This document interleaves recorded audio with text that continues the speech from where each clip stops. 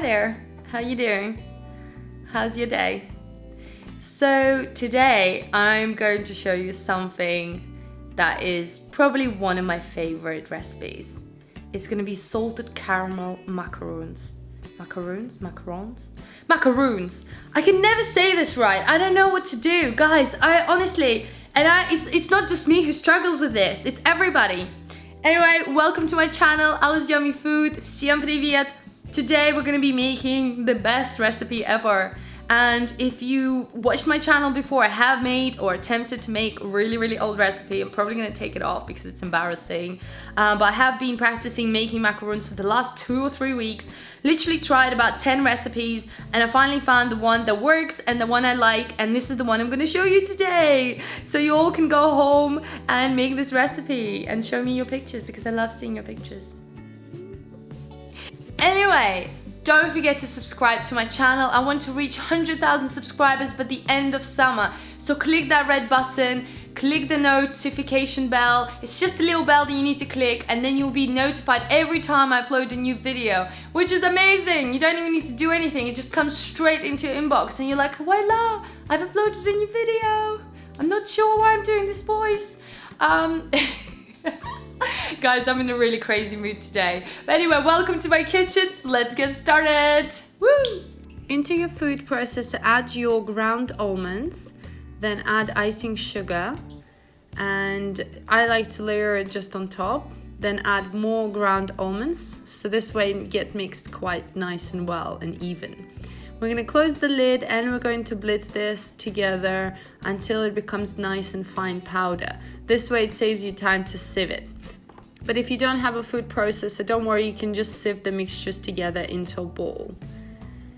Then place all your mixture into a large bowl and make a little dip in the middle with your spatula. And we're going to add our egg whites in here. Make sure that they're room temperature. This gives you the best result. Then you want to mix everything together, combine the egg whites with our almond mixture and just mix it together until it becomes nice sort of almondy paste, just like this. You can just set it aside and leave it for now. Next we're going to make our sugar glaze. So add your water and sugar into a pan. And we're going to cook this on a high heat at first until the sugar starts to melt. And you can use a little wooden spatula to mix everything together.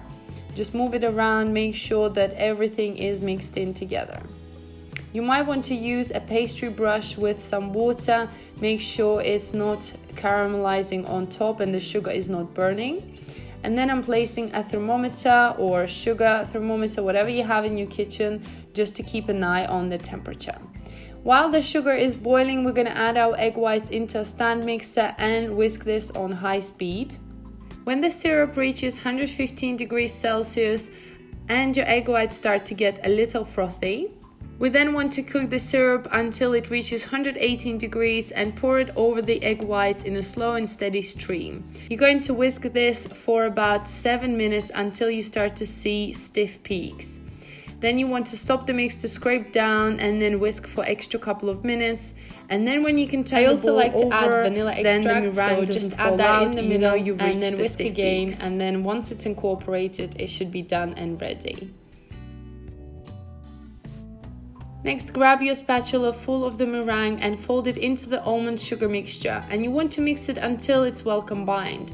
This actually allows the mixture to thin out a little bit before you add the rest of the mixture and doesn't get out all the air.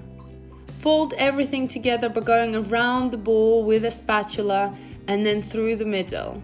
Continue folding until the batter gets thin enough that it drips off the spatula and falls into a ribbon. It should take about 10 seconds for the ribbon to disappear into the rest of the batter. That is when you know that the batter is ready to pipe. And that's when you want to pipe it into a piping bag with a round tip.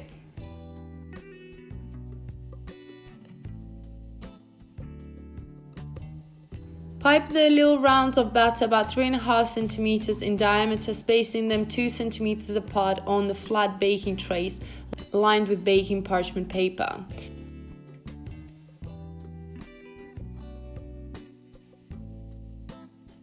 You want to gently tap the tray on the work surface a couple of times so there are no bubbles.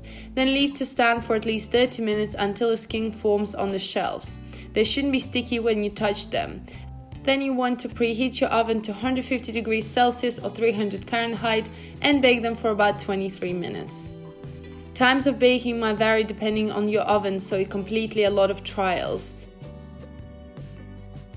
If your oven is different and they brown on one side, turn the fan down. You might need to cook them for longer or shorter. It completely depends on your oven and your baking environment.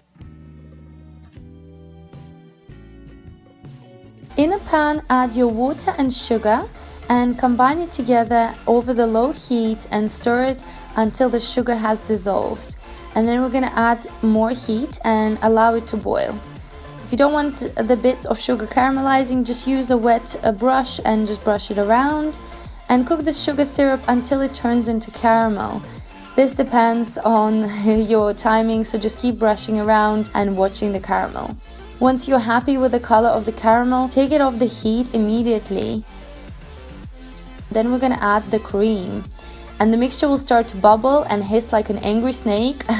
Don't worry about it, just keep whisking and it will calm down.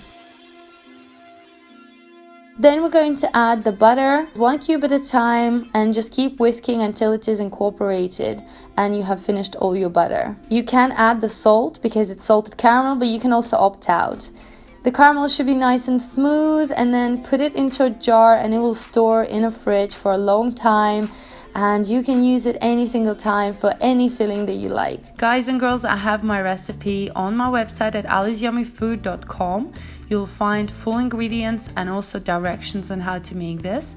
And also you'll be able to find loads of other recipes that I do for my channel. Just click on the picture and you'll be able to see the whole video with the directions and the full recipe in English and Russian languages.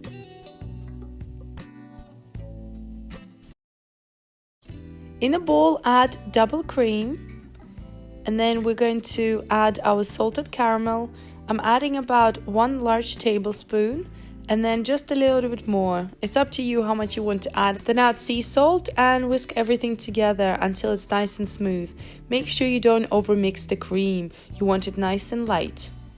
Once it's mixed in, I'm adding another tablespoon of salted caramel and I'm just going to swirl it around and not mix it in fully, just like that. So it looks nice and funky.